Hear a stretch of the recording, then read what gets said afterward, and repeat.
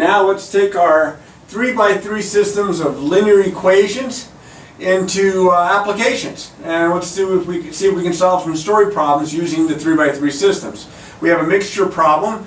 Now we had mixture problems with the 2 by 2 systems where we were mixing 2 solutions. Now we're mixing 3 solutions. So it's a simple adaptation to what we left off back in the previous section. Nicholas mixes 3 solutions of acid with concentrations of 10%, 15%, and 5%. He wants to make 30 liters of a mixture that is 12% acid, and he uses 4 times as much of the 15% solution as he does the 5% solution. How much each of these 3 solutions must he use? Now I've read this problem three times, so even though it sounds complicated, by the time you get done reading it a couple more times, you have a pretty good understanding of what it's saying. But I have 3 unknowns here, so what I'm going to do is I'm going to let x be the amount of 10% solution, or concentration solution. I'm just going to abbreviate here. And we're going to let y be the amount of the 15%. And we'll let z be the amount of the 5%. Now remember, we have to come up with 3 equations so that we can solve this system. Well, one of the equations is the fact that we're making 30 liters of this mixture, and this is how many liters of each of the others. So I would know that x plus y plus z should equal 30. These are the 3 things we're mixing together. If we add the amounts together, we should get 30 liters because that's what he wants to end up with. Let's see, then we also know that he uses 4 times as much of the 15% as the 5%. So 4 times as much of the 15 as the 5. So that means that the amount of 15, which is y, uses 4 times the amount of this stuff than he does the 5%. So this, which was z, so that would be 4z, because he has 4 times as much of the, the 15% solution. So that's 2 of the equations, and I like this one right away because I'm thinking maybe I can make a substitution. It doesn't have an x, but I need one more, and that's where the percents come into play. We did this, like I said, when we were doing 2 by 2 system applications. So if we have x amount of the 10%, the pure acid here would be 10% of x, or 0.10x. The pure amount of acid that we would have from the 15% for y liters would be 0.15y, and the 5% of z liters, 0.05z. And if we add that amount of pure acid from each of the 3 things we're mixing, we're going to get the amount of pure acid that's in our final solution here, our final mixture, which was 12% of 30 liters. So 12% of 30 liters times 30.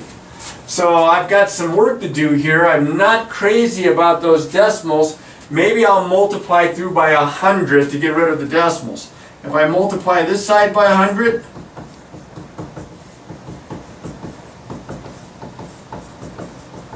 and this side by 100, I'm going to end up with 10x plus 15y plus 5z is equal to 12 times 30, or 360. And again, you don't have to, but you could divide through by 5 to make the numbers a little bit smaller. If I divide both sides by 5, I get 2x plus 3y plus z is equal to 5 goes into that 72 times. So now I have this guy, and this guy. And this guy here tells me y is 4z. I'm going to plug, substituting 4z in for y there, and I'm going to plug 4z in for y right here.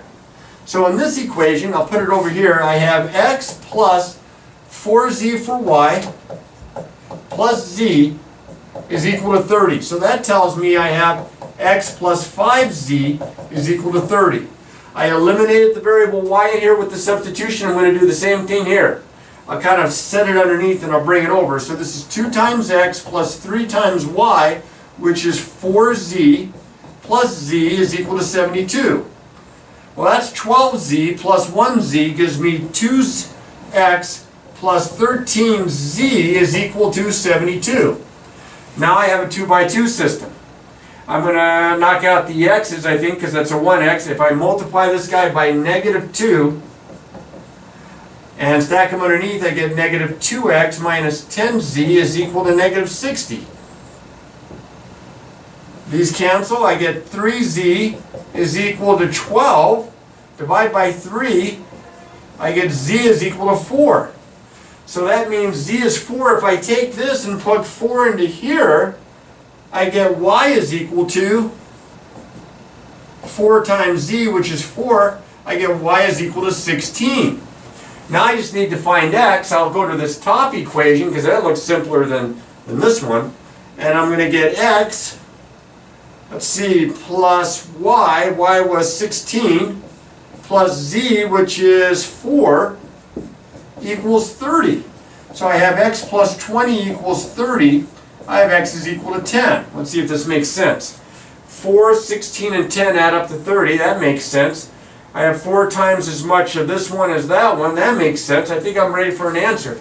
How many each of these 3 types of solutions must you use? Well, Nicholas, let's squeeze this in here, must use 10 liters of 10% solution. He must use 16 liters of the 15% solution.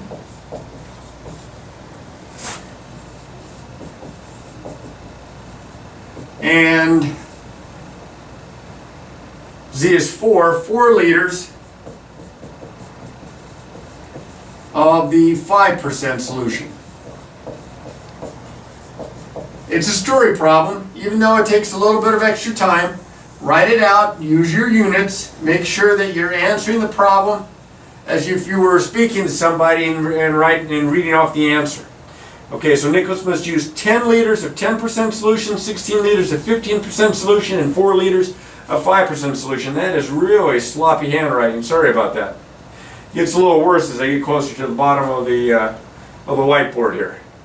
Now here's an example of a problem that you could see possibly in some kind of like a college algebra class. I don't know necessarily how often I would see something like this in calculus, but it's still good practice of solving the system. It says given the non-collinear points negative 3, 2, negative 4, 1, and negative 6, negative 7, find an equation of the form y equals ax squared plus bx plus c that defines the parabola. Here's the idea. You're given 3 points that are not on a line. They want to know what the equation of the parabola is that contains those 3 points. So what I'm going to do here is I'm going to use this as x and y plugging into here. 1, 2, 3. I'm going to have 3 equations if I do that. So let's take the first one here. Negative 3 and for x and 2 and for y gives me 2 equals a times negative 3 squared plus b times negative 3 plus c. So that's going to give me, I'm going to flip-flop the sides, it's going to give me 9a minus 3b plus c is equal to 2. There's 1. Now I'm going to use the second ordered pair, negative 4, 1, plug into here. I get 1 equals a times negative 4 squared plus b times negative 4 plus c. So that would be 16a minus 4b plus c is equal to 1. There's my second equation. Kind of like those C's being 1C there. All right, and then negative 6, negative 7 into here. Let's see if I have space. So negative 7 equals a times negative 6 squared plus b times negative 6 plus c. So that's 36a minus 6b plus c is equal to negative 7. And there is my third equation. Well, I've got to eliminate one of the variables, and the most logical candidate here is probably to get the c to cancel out because they're all 3 have 1c. So let's see, I'll take this one here, I'll stack it underneath, and I will multiply it through by negative 1.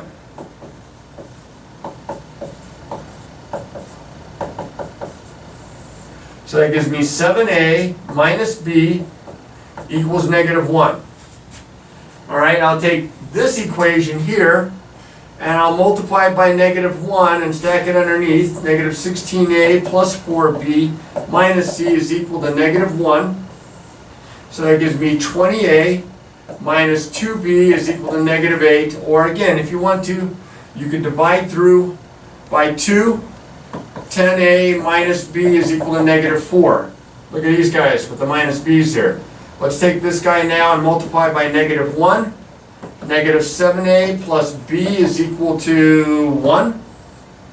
So that's going to give me 3a is equal to negative 3a is negative 1. So I need that, I'll mark that. Let's go to here.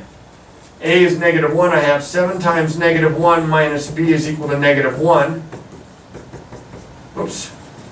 Add 7. Take the opposite of both sides. Okay, so there's b, now I need c. Let's go to, let's just take this one since it doesn't have anything written next to it. So this is 9 times negative 1 minus 3 times negative 6 plus c is equal to 2. Negative 9 plus 18 plus c is equal to 2. 9 plus c is equal to 2. C is equal to negative 7. Now the question says, come up with the equation in this form. Well, I'm just going to plug in a, b, and c into here. So the equation would be y equals negative 1 x squared, or the opposite of x squared, minus 6x, and then minus 7.